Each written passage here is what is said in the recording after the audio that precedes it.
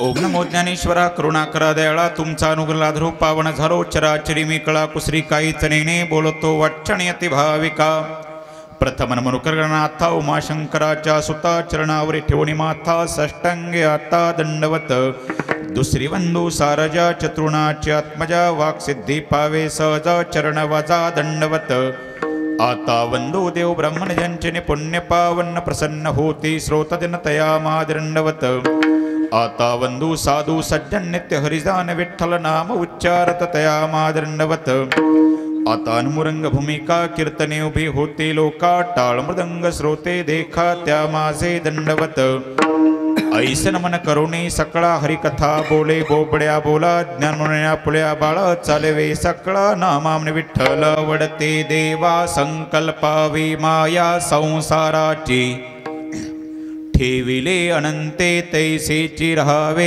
चित्ते असो द्यावे समाधान। प्रस्तुत कीर्तनरूपी सेवेकरिता निवडलेला अभंग यच्चे यावचड जीवांचा उद्धार करण्याकरिता आपला ध्येय अखंड चितविणारे देहूचे सुप्रसिद्ध साधू जगद्गुरु जगदवंदनी श्रीमंत श्री तुकाराम महाराज यांचा आणि सर्वांच्या परिचयाचा। अभंगावर बोलण्यापूर्वी थोडासा परिहार कशानिमित्त कीर्तनाचा कार्यक्रम इथं बसलेल्या भाविकांना या गोष्टीची पूर्ण कल्पना आहे, तरी पण सांगणे हे वक्त्याचा आद्य कर्तव्य ठरतया न्यायानं सालाबाद प्रमाणा याही वर्षी घडून आलेला हा दिव्य आणि भव्येश्वरी संपन्न सोहळा, त्यामुळे सबंध गावकरी मंडळी तरुण मंडळी भजनी मंडळी सगळ्या गावकऱ्यांच्या वतीने मला हे कीर्तनाचं मिळालेले निमंत्रण। गाणारे गंधर्व आहेत तर वाजवणारे इंद्र आहेत, तुम्ही जनकासारखे अष्टावक्रासारखे विद्वान श्रोते आहात, पण आता मिस शुकाचार्यने पण आता सकाळच्या काकड्यापर्यंत भागवून घ्या, इतका नाही उशीर करणार। आणि माझा परिचय तर सगळ्यांना माहितीच आहे, यूट्यूबला माणसं कीर्तन चालतात आणि टी व्हीला पार 222 वेळेस येऊन गेली कीर्तन आपले, पण माझा परिचय मी सांगत असतो बरं का, ऐकण्यासारखा आहे बाबा आमचा परिचय। आम्ही आहोत थोरात, पण आमचं होतं थोडं आपस्वरात, हे मंडळी आहेत स्वरात, तुम्ही पडू नका घोरात।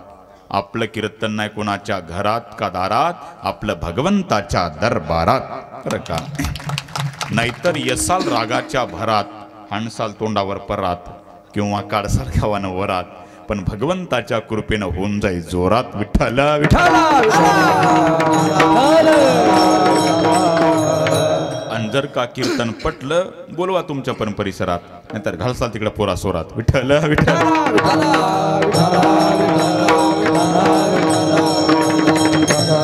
त्यातल्या त्यात ही तुमची माझी पहिलीच झाली भेट, आणि त्यात मी कीर्तनही करणार नाही लेट, उघडतो माझ्या बुद्धीचं गेट, कारण की आत्ताच्या युगात चालतं नेट, म्हणून अभंगावर येतो थेट विठ्ठल।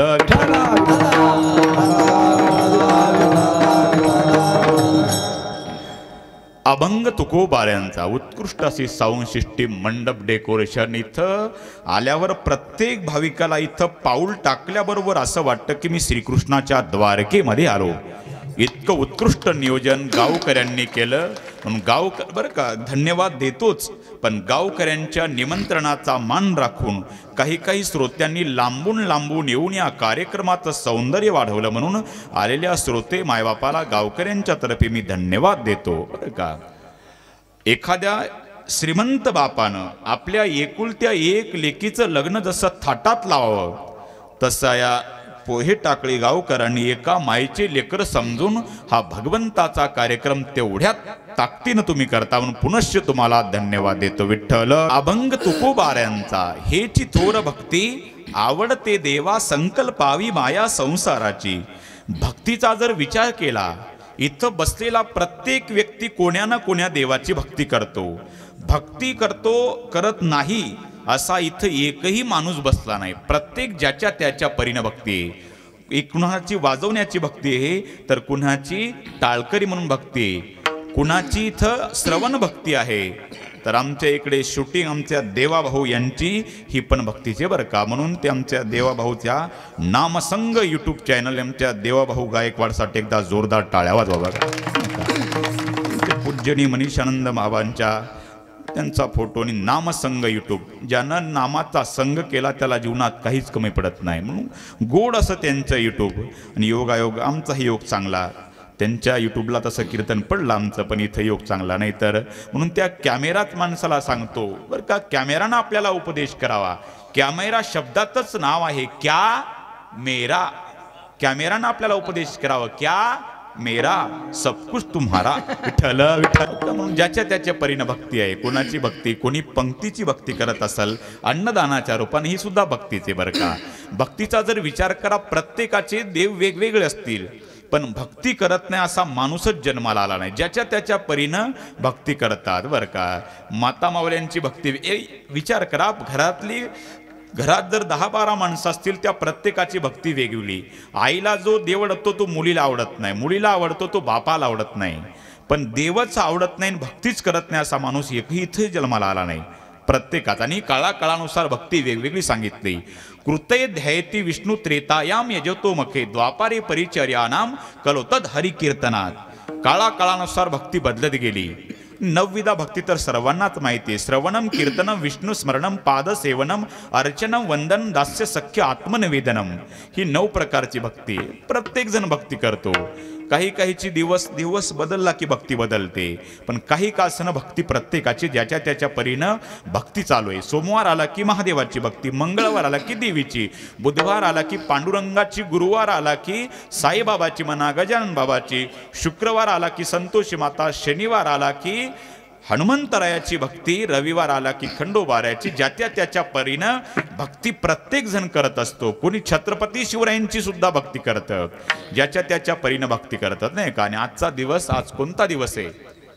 आज माता मौल्यांकरता विशेष दिवस आहे. कोणता? सावित्रीबाई फुले यांची जयंती बरं का. बरोबर ना? त्या जोरदार टाळ्या वाजवा सावित्रीबाई फुलेंकरता. फार मोठी क्रांती केली त्यांनी. का? माता मौल्यांना शिक्षण जर भेटलं असल तर हे एकमेव उपकार सावित्रीबाई फुले यांचे आहेत नाही का.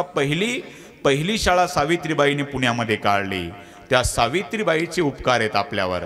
जर नाहीतर विचार करा, ज्यावेळेस त्यांनी मुलगी शिकावी अशी संकल्पना केली, त्यावेळेस जिकडं तिकडं बातमी गेली, त्यांना लोक दगड मारायचे, अंगावर शेण फेकायचे, चिखल फेकायचे. त्यांनी विचार केला, आज स्त्री ही शिकली पाहिजे, केवळ चूल आणि मूल या पलीकडे स्त्री पोचली पाहिजे. तर त्यांची संकल्पना पूर्ण झाली. आज जर विचार केला तर प्रत्येक ठिकाणी महिलेचा अग्रक्रमांक आहे. कोणत्याही क्षेत्रामध्ये बघा, भांडणातही बघा नाही का, आटपत नाहीत माता मुलं नाही का. कोणत्याही क्षेत्र सगळे चाले बघा. ज्याच्यानं म्हणून बरं का, सावित्रीबाईची उपकार या शिक्षण क्षेत्रामध्ये फार मोठी त्यांनी क्रांती घडवून आणली. ज्यावेळेस शिक्षण मुलीला त्यांनी त्यावेळेस चालू केलं, अनेकांनी विरोध केला. एक तर म्हणला, अरे तू जर मुलीला शिकवशील अत्याचार करील चौकात. मागचा पुढचा विचार करा, एक थोबाडीत दिली, पण त्यांनी आपलं कार्य सोडलं नाही. म्हणून स्त्री एक शक्ती आहे दादा. स्त्री ही महान शक्ती आहे ती नाही का. म्हणून स्त्री ही लक्ष्मी आहे.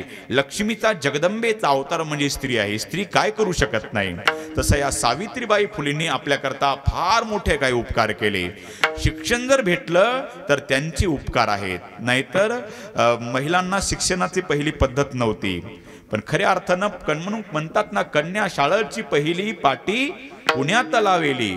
म्हणून पुण्याला शिक्षणाचं माहेर घर म्हटलं जातं. विठ्ठल विठ्ठल.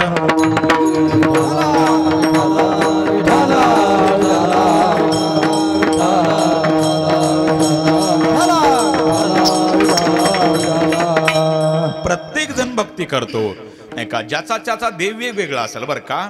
आणि या सध्या तर भक्ती इतकी वाढलेली महाराज.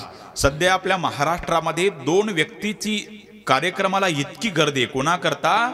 बागेश्वर महाराज आणि प्रदीपजी महाराज मिश्रा. दोन यांच्याकरता एकदा जोरदार टाळ्या वाजवा दोघा. विचार करा, ज्याच्या त्याच्या परंपरेनं भक्ती करतात. आता तुम्ही ज्याच्या त्याच्या आवडीच्या दृष्टीनं महाराज कीर्तनाला ऐकाय जातात. ज्याच्या त्याच्या आवडीचा महाराज म्हणजे माणसं कीर्तनाकडे खेचता आले नाही, ते त्यांनी त्यांच्या कथेकडे खेचल्या गेले. घरातले भांडणं मिटले. चव्हाण सर काही बरं का, घरातले भांडणं मिटले. कारण की ज्या महादेवाच्या मंदिरात महाशिवरात्री शिवाय कोणी डुंकून बघत नव्हतं, त्या अख्ख्या माय मावल्या प्रदीपजी महाराज मिश्रांनी महादेवाच्या भक्तीला लावल्या. आणि माणसं अख्खे बागेश्वर महाराजांना मारुतीच्या भक्तीला लावले. म्हणजे घरातले भांडणच मिटले त्यांच्यामुळं.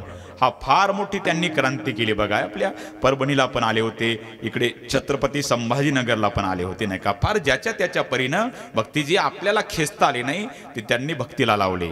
ते काही VIP, अति VIP माणसं. पण त्यांनी त्यांच्या हातोटीनं ज्ञानाची प्रत्येकाची हातोटी वेगवेगळी अशी सांगायची. पण भक्ती करत नाही माणूस, ज्याच्या त्याच्या परीनं भक्ती करतो. एखादा साधारण टाळकरी जरी असला, त्याच्यासोबत जर एखादं गावातलं जर व्यसनी असलं, तर त्या टाळकऱ्याच्या संगतीनं ते व्यसन सोडतं की त्याच्या परीनं भक्तीच झाली. दादा भक्ती बरं का. एखादा मी कीर्तन 2 तास करतो, ही माझी भक्ती तुम्हाला सगळ्याला सुद्धा माझ्याकडे आहे. पण याच वेळेला जर कोणी सप्ताहाचे जर कोणी भांडे घासत असेल, त्याच्यावर देवाचा कॅमेरा कायम असेल, हे लक्षात ठेवा. ही त्याची भक्ती झाली. कोणी इथलच्या चटया झाडत असेल, ही सुद्धा त्याची भक्तीच आहे. म्हणून कीर्तनकार 2 तास जितकं कीर्तन करतो, त्याचं जितकी भक्ती आहे तितकीच भक्ती. एखादं जर सप्ताहाला अन्नदान देत असेल, त्याची भक्ती तितकीच आहे. भक्तीच्या व्याख्या बदलत गेल्या, पण भक्ती करतो असा जीव जन्माला आला नाही. प्रत्येक जण, कोणी अन्नदानाची भक्ती तर कोणी पाण्याची भक्ती, प्रत्येकाची भक्ती ही वेगवेगळी आहे. आता इथं छत्रपती शिवाजी राजांचा फोटो फार गोड लावला बरं का. कोण लावला नाही का, आवडला बरं का. असा छत्रपती शिवाजी राजांची भक्ती पण करणारे महाराज. एका माणसं नाही का, प्राण जाय मगर वचन ना जाय. काही माणसं छत्रपती शिवाजी राजांकडं अशी एकनिष्ठ भक्ती करणारे होते. छत्रपती शिवाजी राजांकरता आपल्या स्वतःचा प्राण काही नाही गमवला, पण एकनिष्ठता नाही ढळू दिली नाही. नाहीतर ज्यावेळेस बघा छत्रपती शिवाजी राजांचा राज्याभिषेक सोहळा चालू होता, इंग्रज अधिकाऱ्याची लाईन लागली होती. मंत्रघोषांच्या त्या उच्चारामध्ये छत्रपती शिवाजीराजे सिंहासनाकडे जातात. त्यावेळेस विको कमी करा थोडा, फक्त आवाज द्या थोड्याला. छत्रपती शिवाजीराजे ज्यावेळेस सिंहासनाकडे जातात, त्यावेळेस पाऊल टाकल्याबरोबर छत्रपती शिवाजीराजांना त्या सिंहासनाकरता गमावलेला एक न एक हिरा आठवत होता. छत्रपती पाऊल टाकायचे आणि एक मावळा आठवायचा, आणि त्या मावळ्यांच्या आठवणीनं छत्रपती शिवाजी राजाच्या डोळ्याला धारा लागायच्या. पाऊल टाकला शिवाजी राजांनी, जिवंत कुणीत नव्हतं पण आठवणीत होत्या. अरे हे सिंहासन माझं एकट्याच नाही, याच्याकरता अनेक मावळ्यांचे जीव गमावले गेलेले आहेत. म्हणून पाऊल टाकला तर राजांना आठवण झाली. काळजी नसावी राजे, आधी लग्न कोंडाण्याचं मग माझ्या रायवाचं. कोण आठवला? तान्हाजी मालुसरे आठवले. पुढे पाऊल टाकल्याबरोबर आठवण झाली. काळजी नसावी राजे, माझ्या रक्ताच्या शेवटचा थेंब शरीरात असापर्यंत हा बाजी खिंड सोडणार नाही राजे. कोण? बाजी प्रभू देशपांडे आठवले. पुढं जिवंत कोण नव्हतं पण आठवणी शिवाजी राजांना येत होत्या. पाऊल टाकल्याबरोबर आठवण झाली. कोणाची? काळजी नसावी राजे. कोण? शिवानावी. छत्रपती शिवाजी राजांसारखा हुबेहूब दिसणारा एक मावळा होता शिवानावी, आणि छत्रपती शिवाजी राजांच्या जाग्यावर मरण्याकरता जात होता. छत्रपती शिवाजी राजांनी त्याला हुबेहूब शिवाजी राजांसारखं सजवलं, पण परिणाम असा झाला, छत्रपती शिवाजी राजांच्या डोळ्याला धारा लागल्या आणि शिवानावी प्रसन्न होता. विचारलं छत्रपती शिवाजी राजांना, रे शिवा, माझ्या बदल्यात तुला मरायला जायचंय आणि एवढा प्रसन्न चेहरा, याचं कारण काय आहे? जगण्याकरता जायचं नाही बाबा. त्यावेळेस त्या शिवानाव्यानं सांगितलं, राजे मला याच्याकरता मी प्रसन्न आहे. मी आतापर्यंत राजे ऐकलंय की माणसं मेल्यावर माणसाकरता रडतात. मी आतापर्यंत ऐकलंय, पण मी जिवंत असताना माझ्याकरता महाराष्ट्राचा छत्रपती रडतो. आणखी काय मिळवायचं राजे मला? असा या आपल्या महाराष्ट्रात नाही, जगात एकच राजा जन्माला, एकच राजा इथे जन्मला, एकच राजा इथे जन्मला, शिवनेरी किल्ल्यावर, एकच राजा इथे जन्मला, शिवनेरी किल्ल्यावर. छत्रपती शिवाजी महाराज की. माझ्या राजाचं नाव गाजते गड किल्ल्याच्या दगडावर, शिवरायाचं नाव गाजते गड किल्ल्याच्या दगडावर, माझ्या राजाचं नाव गाजते गड किल्ल्याच्या दगडावर, माझ्या राजाचं नाव गाजते गड किल्ल्याच्या दगडावर. सुंदर स्वराज निर्माण केले तलवारीच्या धारेवर, तलवारीच्या धारेवर. सुंदर स्वराज निर्माण केले तलवारीच्या धारेवर, तलवारीच्या धारेवर रयतेसाठी वार झेलला आपल्या निधड्या छातीवर, आपल्या निधड्या छातीवर, आपल्या निधड्या छातीवर प्राणपणाने लढले मावळे, प्राणपणाने लढले मावळे.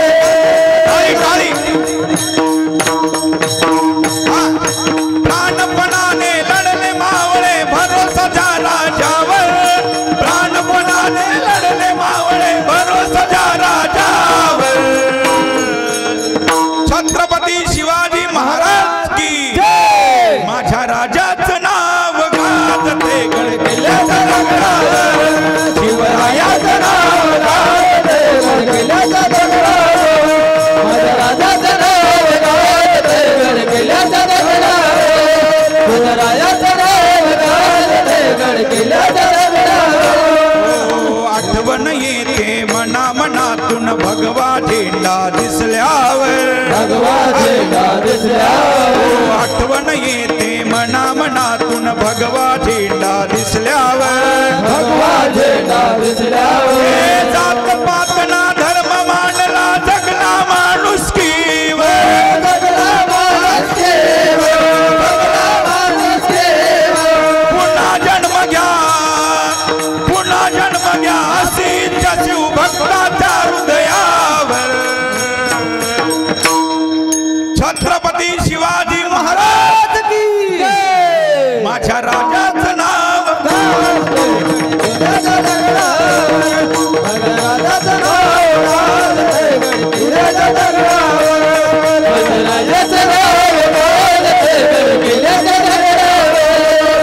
बापाचा बाप माझ्या शिवबा जन्मला, ओ बापाचा बाप माझा देवा जन्मला, बापाचा बाप माझा देवा जन्मला. जिजाऊची पुण्याई कशी आली आम्हाला, ती पुण्याई कशी आली आम्हाला. छत्रपती शिवाजी महाराज की तो बापाचा बाप वाघ शिवबा जन्मला, तो बापाचा बाप माझा देवा जन्मला, बापाचा बाप माझा देवा जन्मला.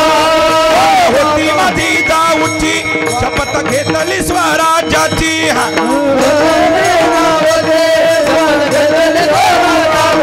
जन कल्याणाची शिकवण जगद्गुरु तुकोबाची,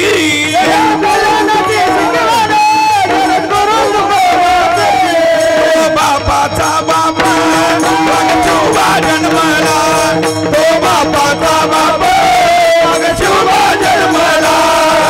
बापाचा बाप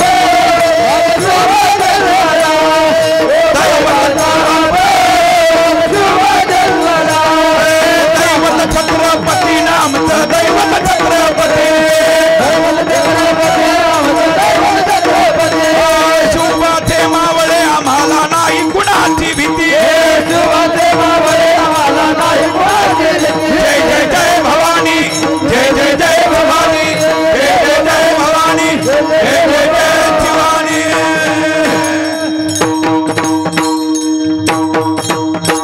वा वा जोरदार टाळ्या वाजवा का.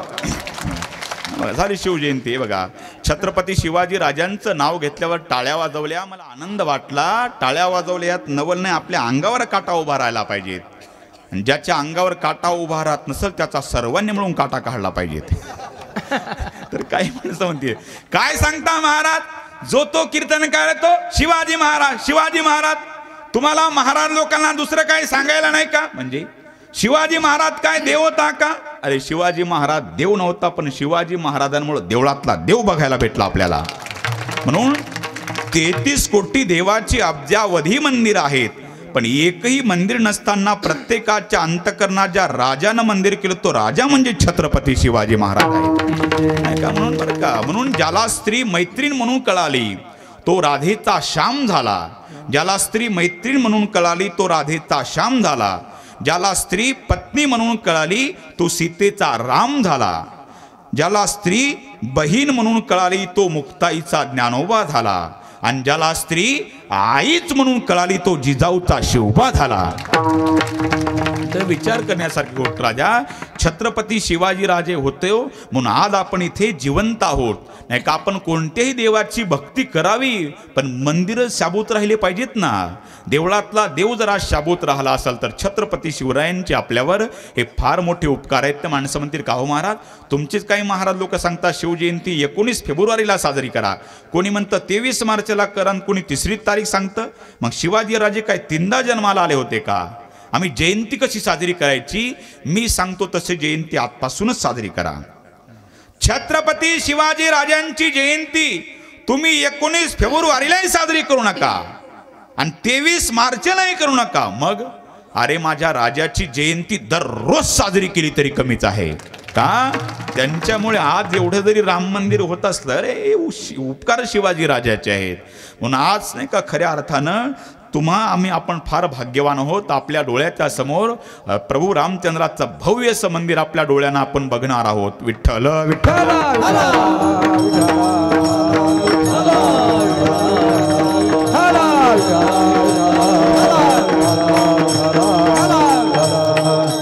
असे प्रत्येक देवाची भक्ती करणारे माणसं वेगवेगळे, पण भक्ती करत नाही असा जीव जन्माला आला नाही. नाहीतर विचार करा बरं का, असे अनेक जण भक्ती करणारे कोणाकडे गेले? कबीर महाराजांकडे गेले. भक्ती करणारे प्रत्येक देवाचे का हो महाराज आम्ही भक्ती करतो पण याच्यात काही कमी जास्त म्हणजे तुम्ही कशी भक्ती करता? आम्ही देवाची प्रत्येक देवाची भक्ती करतो. कबीर महाराजांनी विचारलं तुम्ही करता काय? आम्ही शेतकरी महाराज, आम्ही भक्ती करतो, आम्ही शेती करून आम्ही भक्ती करतो. तुम्ही शेती करता? हा, मग शेतामध्ये काय काय करता तुम्ही? काय नाही सगळेच पिकं आहेत, उडीद मूग तूर सोयाबीन हळद कापूस सगळंच आहे नाही का, आणि भाजीपाला कांदे वगैरे बटाटे सगळं. बरं तुम्ही कांद्याचे हो कांदे लावतो, कसं बी अगोदर काय करता? काय नाही महाराज ते बी घेतो आम्ही वाफ्यात टाकतो आणि मग ते लावायच्या लायकीचं झालं तर ते वाफ्यातून ते रोप उपटतो आणि शेतामध्ये लावतो. हा तशीच भक्ती करायची. म्हणजे वाफ्यातलं रोप उपटायचं आणि शेतात लावायचं तशी भक्ती करायची? हा तशीच भक्ती करायची. म्हणजे तुमचं संसारावरचं प्रेम खूप काढायचं आणि तेच प्रेम तुम्ही परमार्थावर लावायचं. हेच तुकाराम महाराज अभंगात बस हेची थोर भक्ती आवडते देवा. म्हणजे जसं आपण शेतातलं कांद्याचं रोप वाफ्यातून उपडतो रानात लावतो तशीच भक्ती करायची. म्हणजे आपलं संसारावरचं प्रेम काढायचं आणि तेच प्रेम परमार्थावर देवावर लावायचं. हेची थोर भक्ती आवडते देवा. संकल्पावी माया संसाराची, संसारावरची माया म्हणजे प्रेम काढायचं आणि तेच प्रेम आपण देवावर लावायचं अशी भक्ती करायची. साधू संतांनी तशीच भक्ती केली म्हणून ज्यांच्या जयंत्या पुण्यतिथ्या साजऱ्या होतात बरं का. आपल्या परभणी जिल्ह्यामध्ये संत मोतीराम महाराज, मारोतराव महाराज दस्तापूरकर नाही का, रंगनाथ गुरुजी परभणीकर हे मोठे मोठे महात्मे का त्यांनी आपलं संसारावरचं प्रेम काढलं आणि तेच प्रेम त्यांनी परमार्थावर लावलं.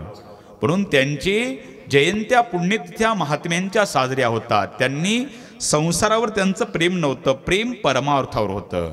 म्हणून तशीच भक्ती करायची. कबीर महाराजांचा विचार करा. कबीर महाराज महाराष्ट्रात यायचे, काशीला राहत होते पण महाराष्ट्रात पांडुरंगाच्या दर्शनाला आले होते. आणि मग पांडुरंगाचं दर्शन घेतलं आणि आलेल्या इथल्या वारकऱ्यांना सांगितलं कधी जर तुम्हाला वेळ मिळाला तर मी काशीला राहतो, या तिकडे काशीला आलात तर. कुणी सांगितलं? संत कबीर महाराजांनी. कबीर महाराजांनी सांगितल्याच्या नंतर असे काही बरेच दिवस गेले आणि आपल्या पंढरपुरातले 10-15 वारकरी महाराष्ट्रातले काशीच्या विश्वनाथाच्या दर्शनाला निघाले. पायी पायी चालत चालत प्रवास करत काशीच्या जवळ आले. 2 दिवसाचे वारकरी उपवासी आहेत. उपवासी वारकरी त्यांनी विचार केला का रे आता काय खरं नाही, आपण पांडुरंगाचं भजन करत इथपर्यंत आलो पण आपण 2 दिवसाचे उपवासी काय करायचं. त्यातलं एक म्हणला का रे काशीचे कबीर महाराज आपल्याला महाराष्ट्रात पंढरपूरच्या वारीमध्ये म्हटले होते की कधी आलात ना या कबीराच्या घरी आवर्जून या, आपण त्यांच्याकडे जाऊ. कबीर महाराजांच्या घरचा पत्ता विचारत विचारत विचारत 10-15 वारकरी, झेंड्यावाले, पताकवाले, ते पळसी पताक वारकरी, गंड तिलक लावलेले वारकरी गेले. कबीर महाराजचा घराचा पत्ता विचारत घरापर्यंत पोहोचले. कबीर महाराजांनी त्यांना आदर तिथ्य केलं, पाणी दिलं, नमस्कार केला आणि विचारलं, माझ्याकरता काय सेवा आहे तुमची? काय नाही कबीर महाराज, तुम्ही सांगितलं होतं की कधी आलात तर या इकडे, तुमच्या घराचा पत्ता विचारत आलो. काही नाही, आम्ही 2 दिवसाचे उपवास आहेत, आम्हाला फक्त जेवू घातलं तर फार मोठे उपकार होतील. असं म्हटल्याच्या नंतर कबीर महाराज म्हटले, असं नका म्हणा बाबू, असं नका म्हणू, मी करणारच. तुम्ही वारकरी आहेत, माझ्या पांडुरंगाचे वारकरी आहेत. आणि कबीर महाराज घरात गेले. पत्नीला घरात सांगितलं, का ग, ते मी पंढरपूरला जायचो ना महाराष्ट्रामध्ये, ते वारकरी आमची ओळख झाली होती. मी त्यांना म्हटलं होतं, कधी काशीच्या यात्रेला आलात तर या कबीराकड. ते वारकरी आलेत आणि त्यांना जेवण करायचंय. कबीर महाराजची पत्नी म्हणली, का हो, दारिद्र्याला काही सीमा असते? म्हणजे 3 दिवसापासून तुम्ही, मी आणि आपलं लेकरू, आपण 3 दिवसाचे आपण पाणी पिऊन दिवस काढले, आता वारकऱ्यांना काय जेवू घालायचं? पण थांबा, एक काम करा बरं का, आपण एक माझ्या डोक्यात विचार आला. म्हणजे आपल्या गावातला दुकानदार वाणी 8:30ला झोपतो, आपण त्याच्या घरी चोरी करायला जाऊ आणि आपण इकडे वारकरी जेवू घालू. पत्नीनं असं सांगितलं, नवरा बायको दुकानदाराची चोरी करायला निघाले, वारकरी देव जोडे तरी करावा अधर्म, या प्रमाणानुसार निघाले. पण हे कुजबुज दोघांची ऐकली कोणी? कबीर महाराजचा पुत्र कमाल. बाबा, आईला नका नेऊ बाबा चोरीला, मी येतो बाबा तुमच्या सोबत. आई तू घरी थांब. आणि कमाल आणि कबीर महाराज निघाले. 8:30 वाजता निघाले. तो दुकानदार घोरत होता. आणि मग रात्रीचा प्रसंग, भिंत फोडली कबीर महाराजांनी आणि त्यांच्या मुलानं कमालानं, खिंड पाडली भिंतीमध्ये आणि पलीकडे शिरला कमाल. दुकानदार झोपलेला होता आणि बघितलं तर द्रव्याचे ढीगच्या ढीग दिसले. पण कमालाने विचार केला, हे सोनं नाना द्रव्याचे ढीग माझ्या कामाचे नाहीत, माझे पंढरपूरचे वारकरी जेवले पाहिजेत. म्हणून कमालानं काय केलं, पुढं गेल्याच्या नंतर पुढे ते देखिले डाळा आणि पीठ, आनंदल तेव्हा मन त्याचं. हे नामदेवरायाचा अभंगे पार नाही काय, चरित्र तुम्हाला सांगतो नामदेवरायाच्या प्रमाणानुसार. आणि मग ते डाळ आणि पीठ गुळ बघितला, आनंद वाटला कमालाला. बाप रे, निर्धनाला धन प्राप्त व्हावं इतका आनंद कमालाला झाला. आता वारकरी उपवासी जाणार नाहीत, वारकरी जेवून जातील. 10-15 वारकरी जेवतील एवढ्या मापाचं त्यानं डाळ आणि पीठ घेतलं कमालानं. आणि ती भिंत फुटली होती, तिथं आल्याच्या नंतर म्हणून कमालानं आवाज दिला, बाबा हे घ्या डाळ आणि पीठ, वारकरी जेवतील आपल्या घरी.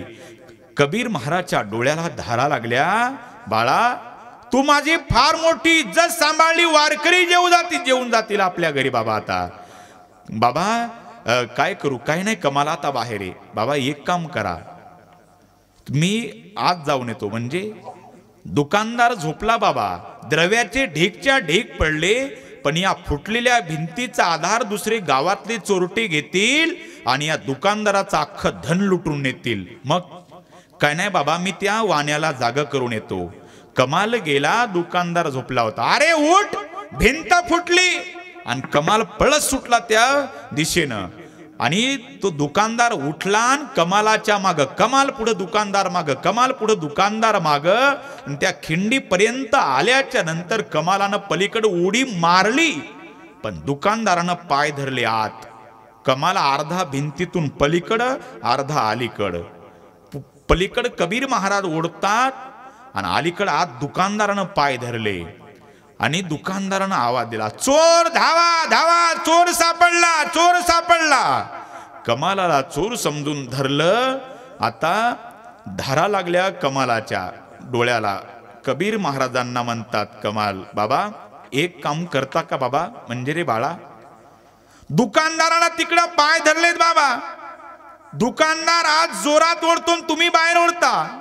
जर या ओढण्याच्या झटापट्टीत जर दुकानदारानं आत ओढलं तर माझ्या चेहऱ्यावरून ओळखल की हे कबीर महाराजचं मुलगा आहे, याचं नाव कमाल आहे. मग जर बाबा जर आत ओळल्या गेलं आणि जर ओळखलं तर सगळ्या गावानं चर्चा होईल, अरे बघा याचा बाप दिवसा वारकरी जेव घालतो आणि याचं लेकरू रात्रीच्या चोऱ्या करतं. तुम्ही वारकऱ्यांच्या पाया पडले नाही, प्राण जरी सोडला तर वारकरी आपल्या घरी, तुम्ही मेला तरी वारकरी जेवणार नाही. मग काय करू बाळा? बाबा थोडं कठोर होता, म्हणजे कळलं नाही रे बेटा, निपुत्रिक झालो समजा बाबा. म्हणजे असं समजा बाबा माझ्या पोटी लेकरूच जन्माला आला नाही, म्हणजे रे राजा कळलं नाही बाबा तुम्हाला? नाही, असं समजा देवानं मला लेकरू दिलं नाही, निपुत्रिक व्हा बाबा, तुम्ही कठोर व्हा, काळजावर दगड ठेवा, म्हणजे माझं मुंडकं तोडून न्या बाबा. नाही राजा, बाबा तुम्ही माझं ऐका, मुंडकं जर तोडून नेलं तर माझ्या बाकीच्या शरीरावरून कोणी ओळखणार नाही, पण आज जर जोरात ओढलं, दुकानदार ओढतो, या झटापट्टीत जर तोंड बघितलं तर बाबा फार मोठा अनर्थ होईल, वारकरी उपवासी जातील. तुम्ही मेला तरी वारकऱ्याच्या पाया पडून किती जरी काही उपयोग होणार नाही, अख्ख्या गावानं चर्चा होईल. बघा याचा पोरगा रात्रीच्या चोऱ्या करताना बाप दिवसा वारकरी जेव घालतो. बाबा थोडे कठोर व्हा, मागचा पुढचा विचार केला नाही. कबीर महाराजांनी आपल्या पोटच्या लेकराचं मुंडकं तोडलं आणि एका घेतलं पिशवीमध्ये आणि एका हातामध्ये तो डाळाने पीठ, आणि कबीर महाराज निघाले. आता इकडे आत ओढल्याच्या नंतर दुकानदारानं टाहो फोडला, धावा धावा, चोर सापडला, चोर सापडला, पण मुंडकं दिसत नाही. बिन्या मुंडकाचं शरीर राजाला बोलवलं आणि भागीरथीच्या तीरावर असा सूळ उभा केला आणि ते बिगर मुंडक्याचं शरीर वर लटकवल्या गेलं. परिणाम असा झाला, कबीर महाराज इकडे घरी आले. पत्नीच्या हातात ते डाळ आणि पीठ दिलं आणि सांगितलं वारकऱ्यांना स्वयंपाक कर. का हो आपला कमाल कुठे आहे? अगं आपल्या कमालानं कमाल केली, म्हणजे अगं त्या कमालाच्या निम्यातही मी बसत नाही. आधा भक्त कबीर हे पुरा भक्त कमाल. माझ्या कमालानं कमाल केली, त्यानं डाळ पीठ दिलं. मी म्हणलं बाहेर आहे बाळा, ते म्हणलं दुकानदाराला जागा करून येतो. दुकानदार जागा झाला, पळता पळता त्याचे पाय धरले. कमाल आडवा सापडला, गुणाचं लेकरू आपलं. म्हणलं बाबा निपुत्रिक व्हा, पण वारकरी जेवले पाहिजेत. मुंडकं तोडायला लावलं, पण रडली नाही माय. माईनं ते मुंडकं घेतलं आणि घरात आली, घरात ठेवलं मुंडकं झाकून, आणि सगळ्या वारकऱ्यांना स्वयंपाक केला, वारकरी जेवू घातले. रात्रभर कबीर महाराजच्या घरी वारकरी आराम केला. सकाळी वारकरी स्नान संध्या निघली आणि निघाले, आणि निघत असताना कबीर महाराजांना म्हटले, महाराज येतो आम्ही. नाही नाही, मी तुमच्या सोबत वाटा लावायला येतो गावाच्या बाहेर. असं म्हटल्याच्या नंतर वारकऱ्यांनी सांगितलं, कबीर महाराज 2 दिवसाचे आम्ही उपवासी होतो, तुम्ही आम्हाला पोटभर जेवू घातलं. पांडुरंगाच्या आशीर्वादानं तुमचं इतकं चांगलं होईल, तुमचं पांडुरंग कल्याण करल. यांना काय माहित की तुम्हाला वारकऱ्यांना जेवू घालण्याकरता याला निपुत्रिक व्हावं लागलंय. असं म्हणून कबीर महाराज त्या वारकऱ्या 10-15 वारकऱ्यासोबत निघाले. कबीर महाराज कोण्या दिशेनं? ज्या दिशेनं तर भागीरथीच्या तीरावर बिगर मुंडक्याचं शरीर लटकवलेलं आहे. 10-15 वारकरी पुढं कबीर महाराज सोबत, आणि नेमकं तिथं सूळ जो उभा केलता तिथून ते वारकरी जाणार. काय झालं? प्रकार चमत्कार असा घडला, ते सुळावर दिलेलं बिगर मुंडक्याचं शरीर असे हात करायचं ना असे हात जोडायचं, पुन्हा हात खाली पडायचे, पुन्हा जोडायचं. ते वारकरी म्हटले, कबीर महाराज तुम्ही काशीचेच ना? हो. म्हणजे आम्ही भारतभर यात्रा करतो, माणसं आम्हाला शलूक ठोकत नाहीत. हे बिगर मुंडक्याचं बघा नमस्कार करत, त्यामुळे म्हटलं तुम्ही काशीचेच ना? आम्ही काशीचात. हा प्रकार काय कबीर महाराज?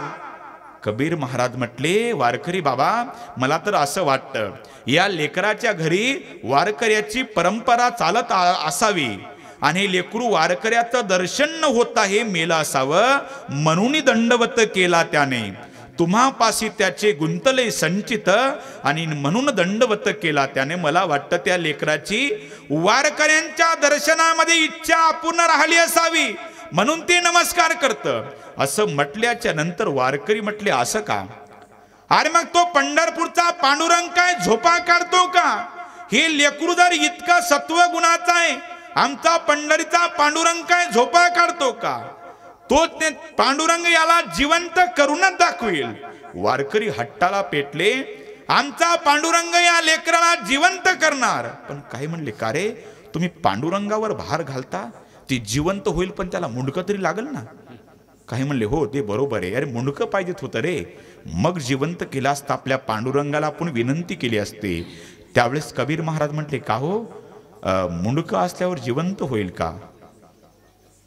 चकित झाले, म्हणजे माझाच लेकरू आहे असं म्हणून कबीर महाराजच्या डोळ्याला धारा लागल्या. म्हणजे अहो वारकरी बाबा, जसे तुम्ही 2 दिवसाचे उपवासी होते, माझी बायको मीन माझं लेकरू आम्ही 3 दिवसाचं पाणी पिऊन दिवस काढले, पण तुम्ही म्हटले जेवू घाला.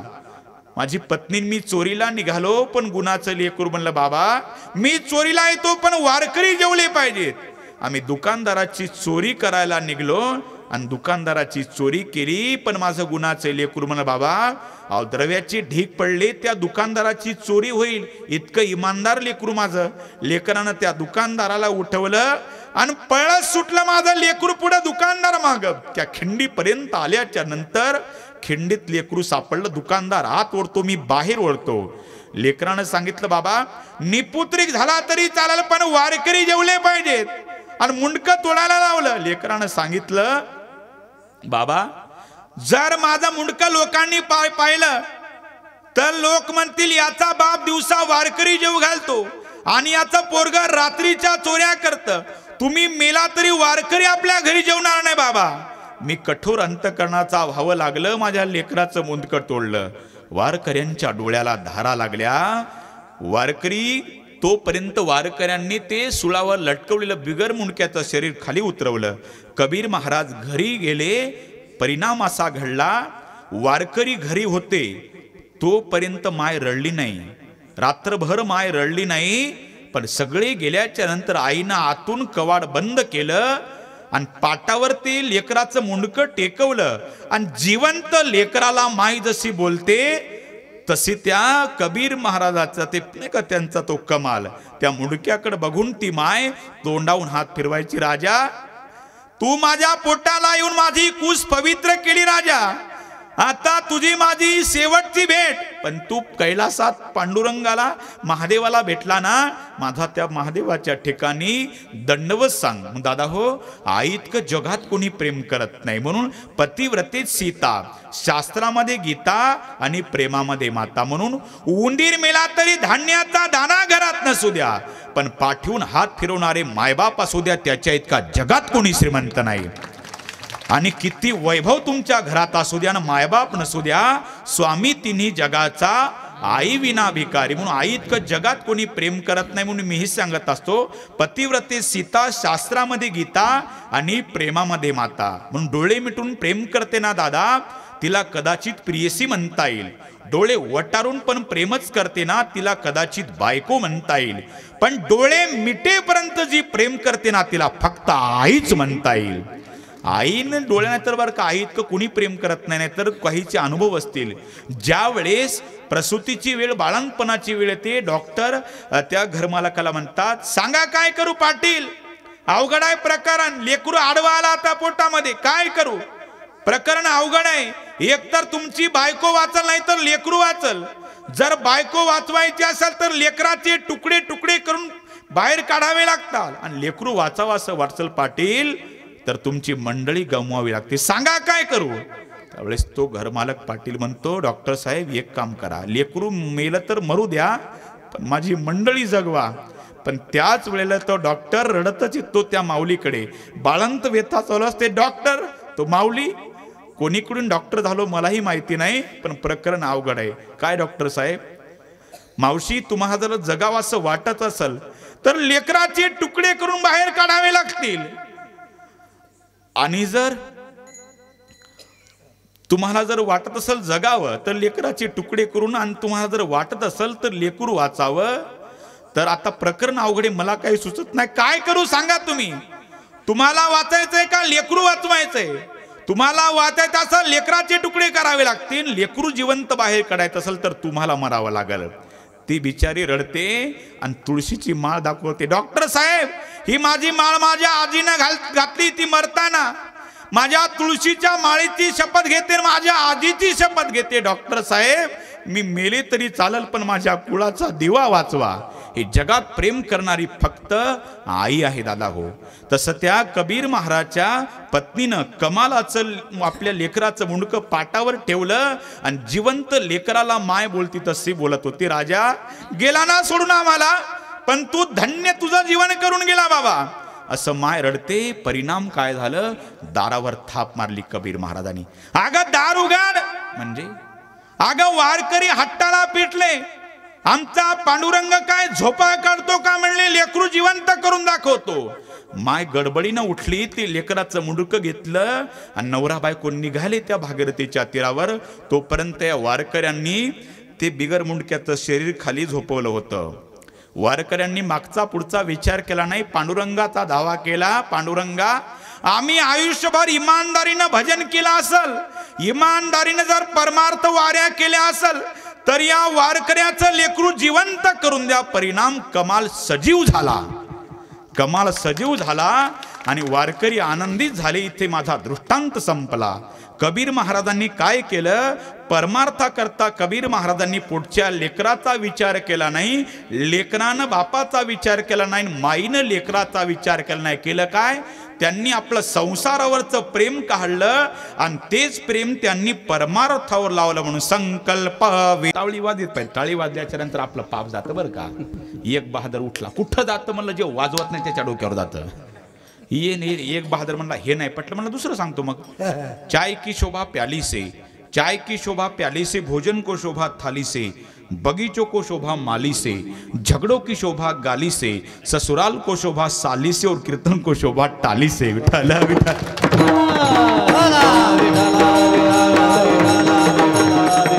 काहींनी टाळ्या वाजवल्या आणि काहींनी देवाचं नाव घेतलं. आता जेवताना असंच करायचं, घास घ्यायचा आणि तोंडच उघडायचं नाही.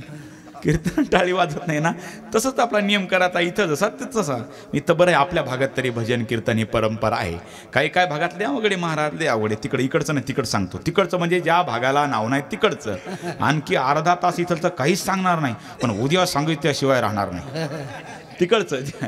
ते अवघडे महाराज. ते पती पत्नी बिचारे दोघं कीर्तनात आले. कीर्तनपट म्हणा, महाराज चला चहा प्यायला. चहा प्यायला न पती पत्नी बिचारे दोघं पाया पडले. दोघांनी 500 दक्षिणा पण दिली बरं का. उग केला इशारा जाता जाता. बघा, काही काही भागातली पद्धत, इकडची पद्धत मला माहिती नाही. काही काही भागात अशी पद्धत आहे, कीर्तन सुटलं की महाराजच्या पाया पडणे आणि सगळे खिशे मोकळे करणे. अशी पद्धत नाही इथं. मग आजपासून चालू करा, चांगली पद्धत आहे. आता मातामावल्या म्हणतील आम्ही काही आणलं नाही, पण काळजी करू नका, मी सोनं चांदी मणी काही घेतो. तसं काही नाही. तिकडं माझं जी टॉकीजला एकदा कीर्तन होतं, खोटं बोलत नाही बघा. जी टॉकीजला कीर्तन होतं, एका आजीला कीर्तन लय आवडलं. तिनं ते 1.5-2 लाखाचा नेकलेस घेतला आणि माझ्या पायावरच अर्पण केला. मी डायरेक्ट हिंगोलीच गाठली. आमच्या सराफाचा दुकान सोनाराचं गेलो. म्हणलं बघा बरं किती येतात. म्हणले महाराज कुठे गेले होते? म्हणलं मी पोहे टाकले. अरे म्हणला डुप्लिकेट, फसवलं तुम्हाला. तसं पती पत्नी पाया पडले, पण लेकरं पडतात का? लेकरं लय आगाव, लय म्हणून कुणाच्या नादी लागाव, पण लेकराच्या नादी लागू नये. एक तर मी चालू रामायणात उठलं. महाराज तुम्ही रामायण करता? म्हणलं हो बाबा, ढोक महाराज आपले गुरु आहेत. मग सांगा महाराज काय, राम किती वाजता वनवासाला गेला होता? या आता हे कोणत्या ग्रंथात आलं म्हटलं. म्हणलं आपल्याला येत नाही. सोपं गणित आहे म्हणले महाराज. राम 9:15 वनवासाला गेला. किती? 9:15. म्हणलं कोणत्या ग्रंथात आलं? ग्रंथ काय करायचा, फक्त माझ्याकडे बघा म्हणला. वनवास उलट वाचा म्हटला. 9:15 जमलं म्हणलं. आता विठ्ठल नमुने सापडतात बाबा नाही का. आता असे लेकरं नाही का, असे म्हणणारे गाणारे असं वाजवणारे दिसते. कुणाला वाटतं आपलं निघावं गाणारं, पण आपलं नेमकं निघतं पेनारं. लय अवघड कार्यक्रम आहे महाराज, अवघड आहे. लेकर एक तर मी चालू कीर्तनात उठलं आणि चालू कीर्तनात पुडी फोडली. म्हणलं कीर्तनात पुडी खातो का? अरे बापाला भेट नाही, तुला भेटा का म्हटला. आता काय हान तू म्हणलं मला. तितक्यात त्याचा बाप आला आणि त्यानं पुडीचा हात मागं केला. म्हणलं आता कसं बापाला भेला? बापाला नाही भेलो म्हटला. मग ते आलं की यातली अर्धी हंत म्हटला. काय लेकरं लय अवघडी महाराज, लय अवघड कार्यक्रम आहे म्हणून कुणाच्या नादी का लेकराच्या नादी लागून त्या लॉकडाऊन मध्ये सर आता आमचे चव्हाण सर आहेत नाही का, ती तिकडची शाळा आपली शाळा नाही. एका शिक्षणाधिकारी आले शाळेवर आणि सरला म्हणते, सर सांगा तुमच्या वर्गातला हुशार विद्यार्थी कोणता आहे. सर म्हणले तो आमका आमका. उठ रे बाळ सांग 30 ते म्हणतात सर 80. सर घाबरूनच गेले ना, इंडिकेटरच लागले. शिक्षण अधिकारी तपासायला हे म्हणतात शिक्षण अधिकारी म्हणले, सर तुम्ही तर म्हणता सगळ्यात हुशार विद्यार्थी तो आहे, अहो ते 30 60 म्हणायचं, ते तर 80 म्हणतं. सर म्हटले तरी पण तेच हुशार आहे. अहो 30 60 असतात का 80? सर म्हटले ते तरी बरं आहे म्हणला, 30 80 म्हणलं, बाकी सगळे 100च्या पुढचे आहेत. असे लेकरं इमानदारी सांगा पडतील का महाराजच्या पाया. आता त्या आई म्हणली चल महाराजच्या पाया पड. ते आलं, आईनं धरलं, चल महाराज आळंदीहून आलाय. आलाय म्हणलं मावशी कोणत्या शाळा शिकल्या तुम्ही? माय महाराज मी इंग्लिश स्कूलमध्ये. इंग्लिश स्कूल म्हणलं सांग बरं फॉर म्हणे येडी बाबू. तर काय करावं लेकरं महाराज, आईला संस्कार नाही लेकराला लागतील का? लेकरं लई नमुने असतात. नाही तर त्या लॉकडाऊन मध्ये काही माणसं लेकरं नाही मथारे काही येडे झाले. व्हॉट्सअप कामच नव्हती. नाही का ती जिओची कंपनी लॉकडाऊन मध्ये घाट्यात आली. मला कालच अंबानीचा फोन आला रात्री. कामच नव्हते महाराज. एक म्हातारा मोबाईलच्या नादात दुसऱ्याच्याच घरात गेलं. आता ती म्हातारी ती मोबाईलच्या नादात, ती व्हॉट्सअपच्या नादात, नाही का लेकीला व्हिडिओ कॉल. तिला वाटलं तिचंच म्हातारा आलं, तिनं याला चहा दिला आणि यानं पिला, याला मिळ नाही. त्या म्हातारीचं खरं म्हातारा आलं, ते पण युट्यूबच्या नादामध्ये. नाही का त्यानं तो म्हातारा चहा पिणारा बघितला, सॉरी तुमच्या घरात आलो का म्हणला. इतकी येडे झाली ती माणसं मोबाईल बघून, इकडचे नाही तिकडची. आणि 50 येडे भरले पुण्याहून. तिकडे अकोल्या केळकर हॉस्पिटल आहे, गेलं तर काय कोणी. तर ते 50 येडे भरले पुण्याहून. नागपूरला विमान उतरणार होतं आणि त्यातलं एक येडं नुसत्या विमानानंच उड्या हाणायचं. ते विमान हे कधी बाप जर मी बघितलं नाही, नुसत्या विमाना उड्या हाणत कोणाजवळ गेलं ते असतं चालवणार, काय म्हणतात त्याला, हेल्मेट नाही पायलट म्हणतात, पायलट. त्याच्याजवळ गेलं, मामा एक चक्कर खेळ्या राव. चक्कर अरे ते काय ट्रॅक्टर हे का मोटरसायकल आहे म्हणला. पण त्याला वाटलं येड्याच्या नादी लागू नये. ते पायलट म्हणला एक काम कर, मागचे येडे शांत कर. ही मागं येडं गेलं, 1 मिनिटात टाचूनी पडल तरी आवाज आलं पुढं. मला आता चक्कर खेळली. ते पायलट म्हणला तू काय केलं? काय नाही म्हटलं शांत केली. काय केलं? काय नाही म्हटलं शांत केले. कसे शांत केले? काय नाही म्हटलं आम्ही मागे गेलो आणि सगळ्यांना म्हटलं उतरा स्टेशन आलं, हाणल्या म्हणल्या उड्या. विठ्ठल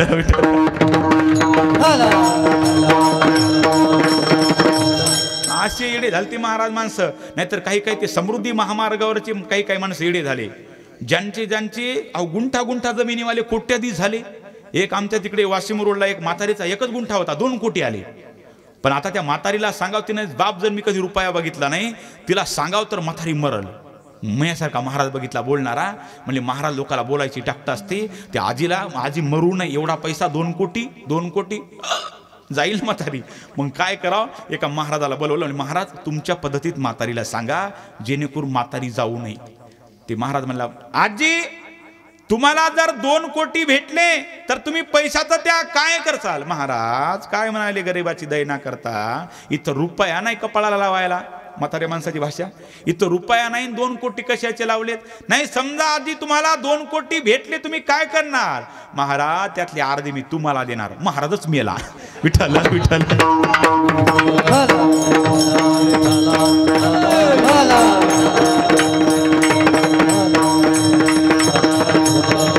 असे येडे काहीला पैसा सहन झाला नाही. तसे येडे लेकर असतात काही नाही का. तसं त्या आईनं आणलं माझ्या पायावर, जसं जोरात आदळ बोला पुंडलिकान, असं जोरात आदळल्याच्या नंतर पप्पा ड्युटीवर गेले, मम्मी स्वयंपाकघरात गेली. आता फक्त बैठकीत मीन बंड्या. इमानदारीने घामच सुटला. म्हणलं आता हाणतंय आपल्याला, आता काय खरं नाही. बायको शपथ घामच सुटला बघा. म्हणलं आता काय खरं नाही. माणसं शपथा घालताना कोणाच्या घालतात? मायची. मायच्यान म्हणजे माय मेलीत घोरून नाही आणि बायको याला पुरायला राहिली पाहिजे. माणसं घालतात काय शपथा? बापाची शपथ लेकरं हातात धरतो, देवाची शपथ मारुतीचा शेंदूर काढतो, जवारी हातात धरतो. पण एकटाच पठ्या बायको शपथ घेणारा. म्हणजे ज्याची बायको मुखी तो जगा सर्वात सुखी. म्हणून एक तर बायको मुखी पाहिजेत, नाही तर नवरा बहिरा पाहिजे, तर संसार आहे. म्हणून ज्यांची लग्न राहिली असतील त्यांनी बेंडकुळ्या मारा. कारण की आमच्या लहानपणी असं म्हणायचे, बेंडकुळ्या मारल्यावर बायको मुखी भेटते. विठ्ठल विठ्ठल. अवघड असतं महाराज. ते माझ्या पायावर आदळलं, ते असं लाल डोळे करून बघू लागलं. मी त्याला भेद म्हणलं बंडू तू बोल ना कर म्हटला. तुझं माझं 9 वाजल्यापासून पटत नाही. म्हणलं आज काय खरं, आता पुण्यतिथी झाली आपली. त्यानं एवढा दगड उचलला. मी म्हणलं मावशी त्याचा दगड धरा, मावशी ते मारतय. माय महाराज ते तसंच आहे बघा म्हणली. गेल्या वर्षी तुमच्यासारखे महाराज चहा प्याला बोलवले, आमच्या बंड्याला मला रस्त्यावर हाणले. आता मला काय हेल्मेट घालून येऊ? विठ्ठल आता कशी हसली बघा, असं लागतंय. झोपा येऊ लागल्या तुम्हाला देवाचं सांगितल्यावर. इकडचं बरं आहे तरी बरं आहे, पण काही काही भागात कोण्या देवाचं सांगा, कोण्या भूताचं सांगा, नुसते माणसं लय अवघडे महाराज. एका ठिकाणी गेलो भाऊ नाही का, दोघं जण कीर्तनात बसते, हसण आणि रडना, कोणतीच फिलिंग नाही. मला वाटलं आजचं कीर्तन आपलं फेल गेलं, कीर्तन पडलं म्हणलं आपलं. पण कीर्तन सुटल्यावर कळलं ते बहिर निघलं. 2 नमुने तर माझी गावाकडे जायची वेळ झाली, कारजवळ आली, हसू लागली. मी गाडीचा काच खाली घेतला. म्हणलं काय झालं? म्हणे महाराज तुमच्या कीर्तनाचा जोक आता कळला. विठ्ठल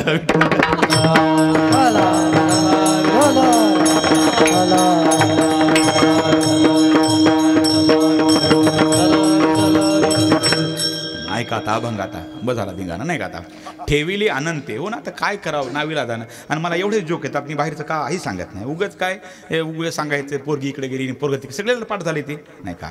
आता हे नावीला जाणं विनोद सांगणं भागे, माणसं झोपायलेत म्हणून. आता तुम्हाला अभंग सांगतो. आता ठेविली अनंते तैसेची राहावे, चित्ती असू द्यावे समाधान. नाही का चित्ती नाही का बिघडतं कुठं. काही काही माणसं म्हणतील का हो महाराज तुकाराम महाराजाला सांगायची काय गरज, म्हणजे देव ठेवला आम्ही तसंच राहतो ना, मग तुकाराम महाराजाला सांगायची काय गरज. ठेविली अनंते तैसीची राहावे, ठेविली अनंती तैसीची राहावे. पण माणसं राहतात पण कुचकुच करतात. देवानं असं काऊन केलं, देवानं तसं काऊन केलं. म्हणून पुढचा अर्धचरण आहे चित्ती असू द्यावे समाधान. चित्तात समाधान नाही. देव ठेवला आपण तसं राहतो पण कुरकुर करतो. देवानं असं केलं, देवानं तसं केलं. ते चित्तात समाधान नाही कुणाच्या. आणि ठेविले अनंती तैसीची राहावे आणि चित्ती असू द्यावे समाधान.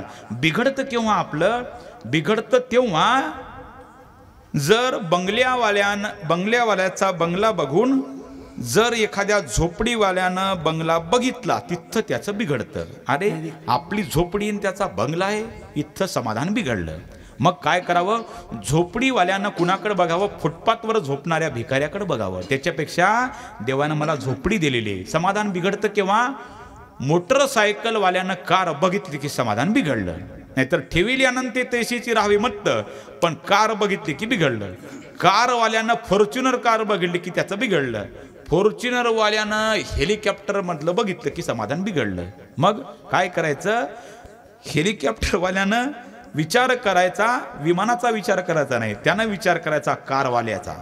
कारवाल्यानं विचार करायचा मोटरसायकलवाल्याचा, मोटरसायकलवाल्यानं विचार करायचा सायकलवाल्याचा, सायकलवाल्यानं मोटरसायकलवाल्याचा विचार करायचा. अरे देवानं मला निदान सायकल तरी दिली, समोरचं तर पायी पायी चाललंय, त्याच्यापेक्षा देवानं मला निदान सायकल तरी दिलेली आहे. बरं, कारण जे पायी पायी चालतं ना, त्यानं सायकलवाल्याचा विचार करायचा नाही, त्यानं विचार करायचा समोरच्याच्या पायात चप्पल नाही, देवानं मला निदान पायात चप्पल तरी दिलेली आहे. इथं समाधान शिस्तीत राहतं. नाहीतर आपल्यापेक्षा वरचं बघितलं की समाधान बिघडलं. पायी पायी चालणारानं चप्पलवाल्याकडे बघायचं नाही, ज्याच्या पायात चप्पल नाही त्यानं विचार करायचा अरे समोरच्याला तर एकही पाय नाही, देवानं मला चालायला निदान 2 पाय तरी दिलेले आहेत, बरं आहे आपलं. असं जर केलं तर समाधान भेटतं, नाहीतर समाधान भेटू शकत नाही.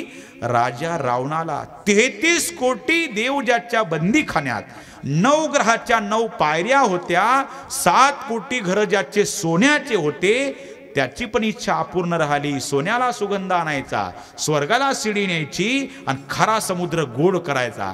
त्याचा जर संसार पूर्ण झाला नाही तर आपला होईल का? म्हणून समाधान मानणाऱ्यावर आहे. म्हणून संत सांगतात की ठेविली अनंते तैसीची राहावे, चित्ती असू द्यावे समाधान. म्हणून माझे गुरुजी सांगतात, पण हे कोणत्याही गोष्टी समाधान लावायचं नाही बरं का. विद्यार्थ्यांनी हे समाधान चालून जमणार नाही. विद्यार्थ्यांनी असं समजायचं नाही की मला 35% आहेत आणि आपल्या गावातल्याला 100% त्या 100% विचार करायचा, नापास झाले करायचा नाही, नाहीतर मातीत झाली समजा त्याची नाही का, पहिलं आरक्षण भेटणं झालंय नाही का. म्हणून विद्यार्थ्यांना का विचार करायचा. म्हणून आमच्या गुरुजींनी सांगितलंय, गुरुजी म्हणतात की परमार्थामध्ये नाही का, शैक्षणिक क्षेत्रामध्ये मोठ्या माणसाकडे बघून परमार्थ करावा आणि संसारामध्ये खालच्या माणसाकडे बघून संसार करावा, नाही का. कधी हरिपाठ पाठ करणाऱ्यानं कधी विचार करायचा कोणाचा, अरे अमक्याला तर गाथा पाठ आहे, आपल्याला तर हरिपाठ तीनदा चुकतोय आपला, नाहीतर म्हणायचं त्याला फलाण्याला हरिपाठ येत नाही, ते तर तीनदा दारू पितंय, आपल्याला हरिपाठ आला, याच्यावर नाही समाधान मानायचं. का, आपण गाथापाठ विचार करायचा. ज्याला गाथापाठ आहे त्यानं विचारायचं आपल्याला ज्ञानेश्वरी पाठ झाली पाहिजे. म्हणून परमार्थात मोठ्या माणसाकडे बघून परमार्थ करायचा. आपण परमार्थ करताना मोतीराम महाराज, मारुतराव महाराज दस्तापूरकर, रंगनाथ गुरुजी परभणीकर स्वामीजीकडे बघून परमार्थ करायचा. छत्रपती शिवरायांकडे बघून आपलं धर्म कार्य करायचं. पण संसार करताना आपल्यापेक्षा खालच्याकडे बघून संसार करायचा. शेतकऱ्यांनी सुद्धा जे जास्त माल पिकवतं त्याच्याकडे लक्ष करायचं. जे नुसतं ऊट ते सूट पाथरीला पळतं त्याच्याकडे बघायचं नाही, नाहीतर सत्यानाश झाला शेतकऱ्याचा, नाही का. विचार करायचा तो चांगल्या गोष्टीमध्ये मोठ्या लोकांचा विचार करायचा. आणि आपली ज्यावेळेस अशी परिस्थिती येते समाधान बिघडतं, आपल्यापेक्षा खालच्याचा विचार करायचा. म्हणून ठेविले अनंते तैसीची राहावे, चित्ती असू द्यावे समाधान. आणि असं जर झालं नाही तर ठेविले अनंते तैसीची राहावे, चित्ती असू द्यावे समाधान. असं जर नाही केलं तर वाहिल्या उद्वेग दुःखची केवळ आणि भोगणे ते फळ संचिताचे. आपण किती जरी प्रारब्धात वेग दुःखची केवळ आणि भोगणे ती फळ संचिताचे. आपल्या नशिबातल्या गोष्टी देवाला चुकल्या नाही, तुमची माझी काय कथा आहे. नाहीतर विचार करा, प्रारब्ध हे भोगावंच लागतं आणि प्रत्येकाला प्रारब्ध आहे. प्रत्येकाला प्रारब्ध आहे इतकंच नाही, लोखंडाला प्रारब्ध आहे, मातीच्या भांड्याला प्रारब्ध आहे, प्रत्येक वस्तूला प्रारब्ध आहे. इतकंच नाही, फुलाला सुद्धा प्रारब्ध आहे, प्रेताला प्रारब्ध आहे. म्हणून किसी की लाशों पर फूलों की लड़ी है, तो किसी की लाश बिगर दफन में पड़ी है. प्रत्येकाला प्रारब्ध आहे बरं का. लोखंडाला प्रारब्ध, मातीच्या भांड्याला सुद्धा प्रारब्ध आहे. उत्तम भांड मातीचं आहे ना, ते काल्याच्या कीर्तनात देवाच्या समोर ठेवतात. आणि खालच्या दर्जाच्या प्रारब्धाचं मातीचं भांड म्हाताऱ्याला जाग्यानं उठता येतं म्हणून थुंकण्याकरता ठेवतात. ज्याचं त्याचं प्रारब्ध वेगवेगळं आहे, नाही का. नाही का, फुलाचं सुद्धा प्रारब्ध आहे. उत्तम फुलं देवाच्या गळ्यात पडतात आणि काही कनिष्ठ दर्जाचे खालच्या प्रारब्धाचे जे फुलं प्रेताला वापरल्या जातात. नाहीतर विचार करण्यासारखी गोष्ट, एकदा पायाखालच्या फुलानं गळ्यातल्या हारातल्या फुलाला प्रश्न विचारला, का रे बाबा, तू तर देवाच्या गळ्यात आहे आणि आम्ही पायाखाली आपण एकाच बागेत वाढलो, एकाच सोबत राहिलो, सोबतच आपण राहिलो, पण तू देवाच्या गळ्यात गेला ना आम्ही पायाखाली. त्या हारातल्या फुलानं सांगितलं, बाबा मी देवाच्या गळ्यात जाण्याकरता माझ्या शरीरात मी टोचून घेतलं, त्यावेळेस मी देवाच्या गळ्यात पडलो, नाही का. म्हणून प्रत्येकाचा प्रारब्ध, लोखंडाचा प्रारब्ध. आता सगळ्यात उत्तम प्रारब्धवाला लोखंड इथं कीर्तनात माईकमध्ये आहे, नाही का. विचार करण्यासारखी गोष्ट आहे. म्हणून बरं का, 1 इंच लांबीचा तुकडा, नाही का, 1 इतीचा, काय केलं, त्याचे 2 तुकडे केले. एकाचा चिमटा केला आणि एकाचा चमचा केला. चिमटा कोणत्या कामाचा, चुलीतली निखारे उचलण्याकरता, विस्तो उचलण्याकरता. आणि अर्ध्या फूट लांबीचा दे लोखंड होतं, त्याचा चमचा केला. कशा करता, खिरीच्या पातेल्यात मजा मारू लागला चमचा, नाही का. म्हणून चिमटे और चमचे की होत बड़ी तकदीर, चिमटे और चमचे की होत बड़ी तकदीर, चिमटा जलता अंगार में चमचा खावे खीर. चमचा काय करतो, खिरीच्या पातेल्यात मजा मारतो आणि हा चिमटा कायम निखारे उचलतो. हे चमचे पूर्वी नव्हते, हे चमचे आता आलेत. मी चमचे म्हणतो, तुम्ही का असता, पूर्वी चमचे नव्हते महाराज, माणसं हाताने पोहे खायचे. आता सकाळी उठल्याच्या नंतर प्लेटन पोहे आले, पण त्या प्लेटीच्या आणि त्या पोह्याच्या मधात आला चमचा. आता चमच्याचं काय गरज आहे, पोह्याच्या आणि प्लेटच्या मधात, अरे त्याचंच नाव चमचा, दोन्हीच्या मधात घुसतो तो. विठ्ठल, प्रत्येकाचं प्रारब्ध आहे दादा. प्रारब्धात नसं म्हणू का, नाहीतर काही माणसं म्हणतात, महाराज तुम्ही रात्रंदिवस कीर्तन करता, भजन करता, आषाढी कार्तिकीच्या वाऱ्या करता, गळ्यात 2 गळ्यात माळा घालता, रामायण करता, तरी तुमच्या जीवनामध्ये इतकं दुःख का. आणि आम्ही कीर्तनात कधीच जात नाही, तमाशा कधीच चुकत नाही, 40 फुटीचा रोड एकट्याला पुरत नाही, 30 कधी सोडली नाही, तरी आम्ही एवढी सुखी का? अरे भजन कीर्तन केलं मग काय प्रारब्धात बदल होतो, ते भोगावंच लागते. एक लक्षात ठेवा, कभी सर्दी तो कभी गर्मी, ये तो कुदरत के नजारे है. कभी सर्दी तो कभी गर्मी, ये तो कुदरत के नजारे है. अरे प्यास तो उसे भी लगती है जो नदी के किनारे है. काय वाटलं तुम्हाला? तुम्ही नदीच्या कडेला झोपलात म्हणजे तुम्हाला तहान लागणार नाही. तसा भगवान जरी मदतीला असला प्रारब्ध चुकणार आहे. कृष्ण साई पांडवासी ती भोगिती नष्टची देसी, साह्य केली हरिहरासी प्रारब्ध कोणासी टळेना. ऐसी प्रारब्धाची ठेव झाले भिक्षुक पांडवराजे, घोडे सर्व सांडीला ठाव प्रारब्धे. रात्रंदिवस ज्या पांडवासोबत भगवान श्रीकृष्ण, त्यांचं चुकलं आपला काय हिशोब लावता? म्हणून प्रारब्ध हे भोगावंच लागणार आहे. प्रारब्ध भोगल्याशिवाय जाणार नाही. लल्लाटीचे लेणे न मोडे काही केले, नशिबात दिलेल्या गोष्टी घडणार. आता याच्यावर एक दुसरं कीर्तन होईल. म्हणून प्रारब्ध हे भोगावंच लागणार, यात कुणाचाच बदल होत नाही. वाहिल्या उद्वेग दुःखची केवळ, आणि भोगणे ते फळ संचिताचे. नाहीतर विचार करण्यासारखी गोष्ट आहे बरं का. काही माणसं म्हणतात ना, देव तारी त्याला कोण मारी. मग त्याचं एखाद्यानं काही माणसांनी मरायचा प्रयत्न केला तरी काही माणसं मरत नाही, कुणाच्या तेरवीला हजर राहतं. आणि जे वाटतं गावाला राहावं ते सगळ्याच्या अगोदर जातं. बरोबर आहे ना? हे नशिबाचा खेळ आहे. देव म्हणतं नाही, काही माणसं नाही का सगळं गाव नवस करतं, ही गावातली पिला जायली बरी, पण ते सगळ्याच्या तेरवीला हजर राहतं. आणि जे सगळ्यांना हवंसं वाटतं, कोणतंही चांगलं कार्य करतं, देव त्याला लवकर नेतो. नाहीतर बघा, काहींनी विचार केला, अरे गरज होती समाजाला ज्ञानोबारायांची, गरज होती समाजाला ज्ञानोबारायांची, पण 22व्या वर्षी समाधी घ्यावी लागली. गरज होती समाजाला छत्रपती शिवाजी महाराजांची, पण काळाच्या पुढं कुणाचं चाललं नाही. गरज होती समाजाला जगद्गुरु तुकोबारायांची, पण 40-42व्या वर्षी वैकुंठाला जावं लागलं. म्हणून नसीब कुणालाच चुकत नाही. नाहीतर बरं का, एक बहादर बायको संग सारखे भांडणं, बायकोला वैतागून बायको म्हणायची, हे आणा ते आणा, साबुदाणा आणा, शेंगदाणा आणा, तेल आणा, साखर आणा. ते सारखं वैतागून गेलं, हे आणा ते आणा. काय मरू का म्हटलं, हे आणा ते आणा. कुंकू पुसून टाक, जातो मरून म्हणला, जीव देतो. ती म्हणली जाय तिकडं, काळ तोंड कर, काळ तोंड या. हे गेलं जीव द्यायला, पण यानं विचार केला कसा जीव द्यायचा, काय करावं डोकं चालत नाही. त्यानं काय केलं, ती बाटली घेतली, कशाची, कोऱ्याजनची नाही का. त्याला वाटलं ती बाटली घ्यावी, पण परिणाम असा झाला, ते हुकला कार्यक्रम त्याचा. ती नाही घेतली. मग काय करावं, ते काय केलं त्यानं, म्हणलं आपण काय करू आता, एक उड्डाण पूल होता, म्हणलं इथून आपण उडी मारू, आणि उडी मारून आपण आपला प्राण सोडू. पण नेमकं खालून जात होता भाजीवाला भैया जात होता, आणि ते बायकोला घरी सांगून आलं, काळजी करू नको बाळां, काळजी करू नका बाळांनो, तुम्हाला खाऊ घेऊन येतो. बायकोला म्हटला, तुझा साडी घेऊन येतो तुला संक्रांती करता. आणि भाजीपाल्यावर निघाला त्या उड्डाण पुलाखालून. हे वढून विचार करला, वढून उडी मारायची, मरायचं म्हटला. या बैमानानं वढून उडी मारली, तसं भाजीच्या पातेल्या नाही का. तसं परिणाम काय झाला, जे म्हणलं बायकोला कुंकू पुसून टाक, ते संध्याकाळच्या 6च्या जेवणाला हजर राहिलं. तुम्हाला खोटं वाटल, विनाकारण भाजीवालं नेलं.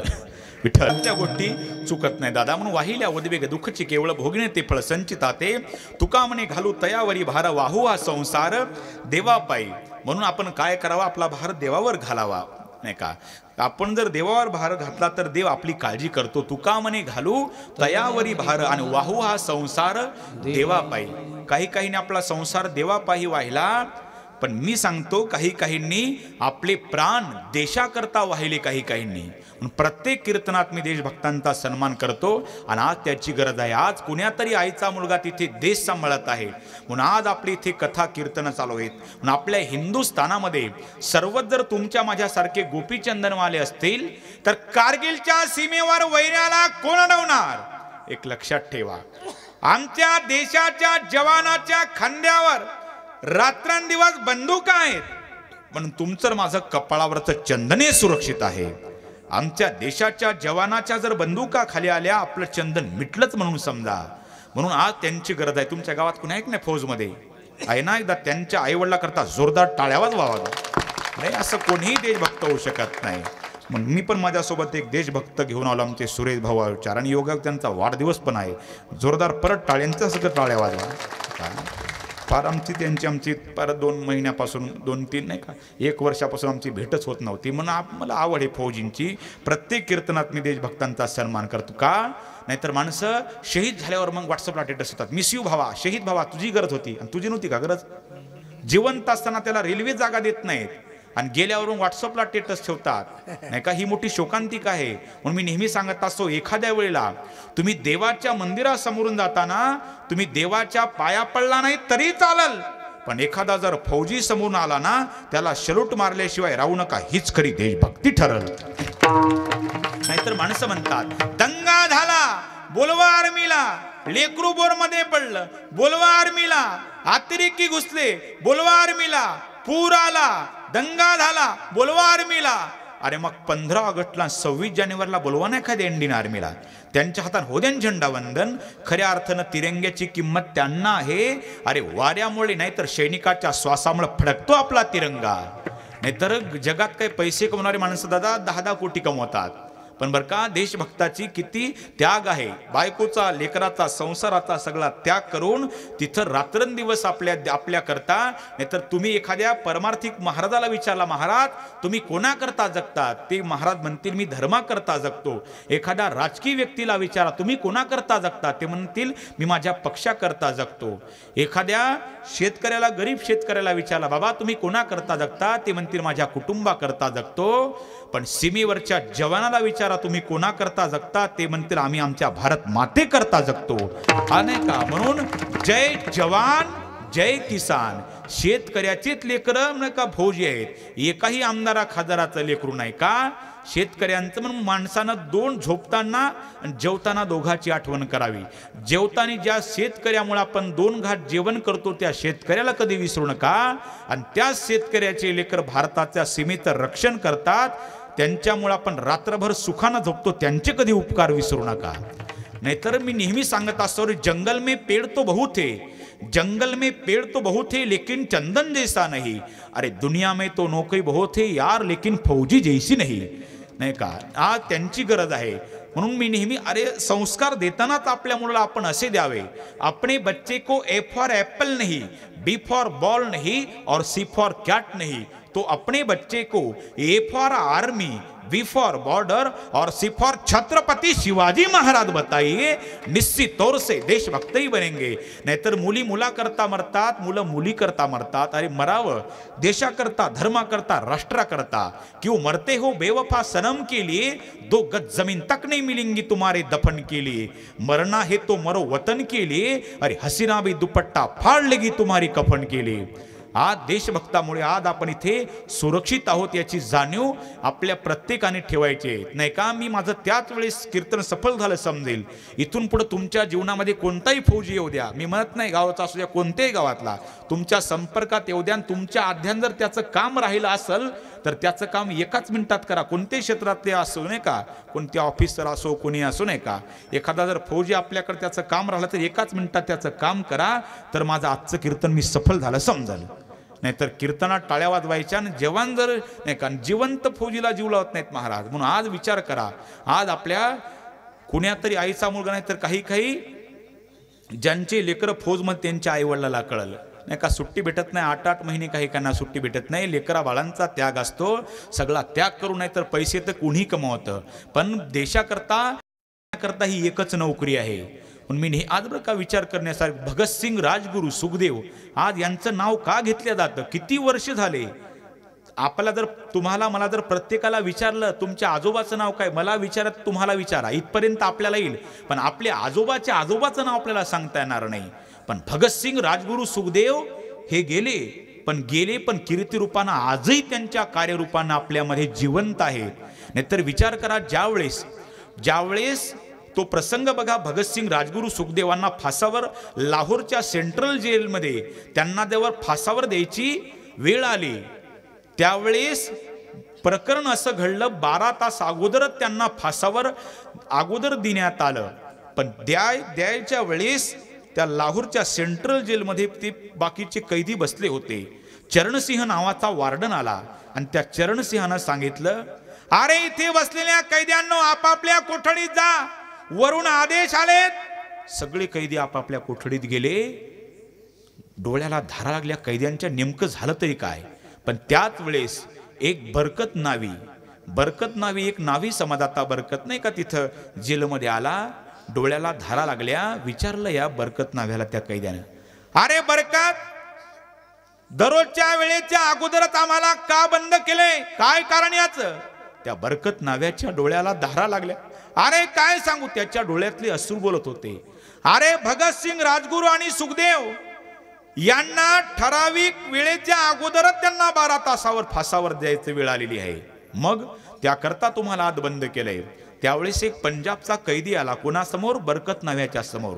हात जोडले त्या बरकत नाव्याच्या समोर. त्या पंजाबच्या कैद्यानं सांगितलं, बाबा तुझ्या पाया पडतो, पण एक काम कर, भगतसिंगाच्या त्या 14 नंबरच्या कोठडीमध्ये जा आणि भगतसिंगाची एखाद तरी वस्तू मला, कंगवा, पेन, काहीतरी पुस्तक, कपडा घेऊन ये. विचारलं बरकत नाव्यानं, काय करायचं त्याचं? म्हणजे मी ती वस्तू माझ्या घरी नेईल, पेन म्हणा, कंगवा, काहीतरी वस्तू घरी नेईल आणि माझ्या लेकरा बाळाला दाखवला, अरे ही पेन भगतसिंगाची आहे, ही पेन राजगुरूची आहे, हे पुस्तक सुखदेवाचं आहे. तो बिचारा बरकत नावी पळत गेला 14 नंबरच्या कोठडीमध्ये. भगतसिंग जसे सिंहासारखे नाही का राहतात तसं त्यांच्या ते वजनात चालत होते 14 नंबरच्या कोठडीमध्ये. तिथं तो बरकत नावी गेला. त्यानं ते काय वस्तू घेतल्या आणि कैद्याकडे आल्या. पण त्यांच्यात गोंधळ नाही का, जसे प्रसाद वाटण्याकरता गोंधळ असतो तसा गोंधळ झाला आणि चिठ्ठ्या टाकण्यात आला. ज्याच्या नावानं त्या वस्तू वाटप केल्या. पण भगतसिंगाच्या कोठडीमध्ये त्यांचा नेहमीचा त्यांचा आवडता वकील प्राणनाथ मेहता आले आणि सांगितलं, भगतसिंग तुम्हाला काही माहिती आहे का? तुमच्या ठराविक वेळेच्या अगोदर 12 तासानं तुम्हाला फासावर देण्यात येत आहे. फक्त 2 तास आता बाकी आहेत. त्यावेळेस भगतसिंग म्हटले, मला ते माहिती नाही, पण प्राणनाथजी तुम्ही मला दररोज मला पुस्तक वाचायला आणायचे, तुम्ही पुस्तक मला वाचायला आणलं का नाही? डोक्याला हात लावला प्राणनाथ मेहतानं. बाप रे, 2 तासावर ज्यांचं मरण आलेलं आहे ते म्हणतात पुस्तक वाचायला आणलं का? म्हणून इथं बसलेल्या काही शाळेतल्या विद्यार्थ्यांना मी, मुलींना मी नाही का, तरुणांना मी जाहीर आवाहन करतो, नम्रता विनंतीपूर्वक तुम्हाला सांगतो, जर तुम्हाला लढाईच करायची असेल तर आपल्या पेनची वहीची लढाई करा. तेच जगात माणसं श्रेष्ठ झालेत नाही का. म्हणून भगतसिंगांनी प्राणकंठ, आता मरायची वेळ आलेली, पण पुस्तक वाचू लागले. प्राणनाथ मेहताच्या डोळ्याला धारा लागल्या आणि प्राणनाथजी मेहता म्हणले, भगतसिंग तुम्ही आता शेवटचा तुमचा संदेश जगाला मी काय पोचती करू? त्यावेळेस भगतसिंगानं वाचता सांगितलं, काही नाही, साम्राज्यवाद मुर्दाबाद आणि इन्कलाब जिंदाबाद हा माझा नारा तुम्ही भारतभर पसरवा. आणि एक महत्वाचं सांगतो प्राणनाथजी तुम्हाला, तुम्ही आठवणीने एका व्यक्तीला भेटा. कोणाला? सुभाषचंद्र बोस बाबू. त्यांनी मला फार मदत केली माझ्या या धर्म कार्यामध्ये, तुम्ही आवर्जून त्यांना भेटा. असं म्हणून प्राणनाथ मेहता तिथून निघून गेले. पण भगतसिंगाच्या आईला घटना कळाली, पळत सुटली. माय आली. भगतसिंगानं सांगितलं, आई ज्या वेळेस मला फासावर देण्यात येईल तू जवळ यायचं नाही बरं का? आई का रे राजा? कारण की तू माझ्या जवळ आली, फासावर लटकवलेलं बघितलं तर तू रडशील आणि ब्रिटिश इंग्रज अधिकारी म्हणतील, बघा अरे भगतसिंगाची आई आहे, बघा कशी रडते. माँ वीरो की माँ रोती नाही माँ, आप मत आओ. आई म्हणली, बाळा तुझी जर यात इच्छा असेल तर मी येणार नाही, पण माझी कूस पवित्र केली राजा. अरे चंद्र सोडे असेपर्यंत माझं नाव तुझ्या नावाच्या अगोदर जोडल्या गेलं. ज्यावेळेस भारताचा इतिहास लिहिल, या भारताच्या गॅझेटमध्ये सोन्याच्या अक्षरामध्ये मोत्याच्या शाहीमध्ये तुझ्या अगोदर माझं नाव लिहिल्या जाईल. माझी कूस आज पवित्र झाली राजा, की तुझ्यासारखा क्रांतीवीर माझ्या पोटी जन्माला आला. आणि त्या आईनं बाळाला शेवटचा मुजरा केला आणि आई तिथून निघून गेली. पण तिथं एक सफाई कामगार आला. कोणाजवळ? भगतसिंगाजवळ. आणि सांगितलं सफाई कामगाराला, त्याचं नाव होतं बेबे. सांगितलं, बेबे आता मी मरणार, पण माझ्या आईचं शेवटचं 2 घास जेवण मला करायचंय, माझ्या आईकडे जा आणि मला स्वयंपाक करून घेऊन ये. तो सफाई कामगार बेबे बिचारा गेला आणि आईनं मोठ्या मिष्टान्नाचं जेवण केलं. पण या इंग्रज अधिकाऱ्यांना, ब्रिटिशांनी शेवटचं जेवणही त्यांना करू दिलं नाही. इतका त्यांनी आपल्या देशाकरता, तुमच्या माझ्याकरता बलिदान दिलं. त्यांची कधीतरी आठवण करावी. आणि मग ज्या वेळेस फासावर द्यायची थोडी वेळ आली, त्यावेळेस भगतसिंग काय करत होते? व्यायाम करत होते. एक जेलराला सांगितलं, भगतसिंग आता मरायची वेळ आलेली आहे, व्यायाम जगण्याकरता करतात का मरण्याकरता करतात? त्यावेळेस भगतसिंगांना सांगितलं, हे मला माहिती, पण मी का व्यायाम करतो? माझी आई देवाच्या पूजेला बसल्यावर आई मला म्हणायची, भगत बाळा आपल्या बागेतून फुलं घेऊन ये पूजे करता. मी माझ्या आईच्या आज्ञेनुसार मी फुलं तोडून आणायचो आणि आईला पूजेला द्यायचो. माझी आई काय करायची? टवटवीत फुलं घ्यायची आणि देवाला पूजेमध्ये व्हायची आणि सुकलेले फुलं बाजूला काढायची. मी माझ्या आईला एक दिवस विचारलं, आई तू टवटवीत फुलं देवाला वाहते आणि कोमेज दिले बाजूला काढते, याचं कारण काय? अरे भगत, माझ्या देवाला टवटवीत फुलं आवडतात म्हणून टवटवीत फुलं मी वाहते. मग जेलर साहेब विचार करा, ज्या आईनं मला जन्म दिला त्या माझ्या आईला जर देवपूजेला जर टवटवीत फुलं आवडत असेल, तर जी मी या भारत मातेकरता मी माझा प्राण समर्पित करतो, त्या भारत मातेकडे माझं सुकलेलं तोंड कसं मी घेऊन जाऊ, याच्याकरता मी व्यायाम करून जात आहे. त्या जेलरच्या डोळ्याला धारा लागल्या आणि मग नाही का निघाले भगतसिंग राजगुरू सुखदेव. वाघाचा दरारात निघाले, अख्ख्या कैद्यांच्या डोळ्याला धारा लागल्या. प्रभू रामचंद्र वनवासात गेले, दशरथ राजे गेले, त्यावेळेस माणसं जे अयोध्येतले व्यक्ती जितके रडले तितके ते कैदी रडत होते. बाप रे, या क्रांतिकार्यांसोबत आपण राहिलो आणि आता हे देशाकरता आपली प्राणाची आहुती देतात. आणि मग ते हसत हसत तिथपर्यंत गेले आणि इन्कलाब जिंदाबादचा भारत मातेत नारा लावत लावत तिथपर्यंत गेले. इकडे सगळ्या कैद्यांच्या डोळ्याला धारा लागल्या आणि हसत हसत या तिघांनी सुद्धा आपल्या फास आपल्या गळ्यात लटकवताना भारत माता जेचा नारा त्यांनी लावला. म्हणून आज खऱ्या अर्थानं भगतसिंग राजगुरू सुखदेवा या महात्म्याकरता एकदा जोरदार टाळ्या वाजवा दादा हो. बर का, जसे माही का जनता म्हणते महाराज लोकांना, काय म्हणते प्रत्येक महाराजांना माऊली म्हणते नाही का वारीच्या वाटेनं, प्रत्येक व्यक्ती वारकऱ्यांना माऊली समजतो, तसं मी प्रत्येक देशातल्या देशभक्ताला मी भगतसिंग राजगुरू समजतो.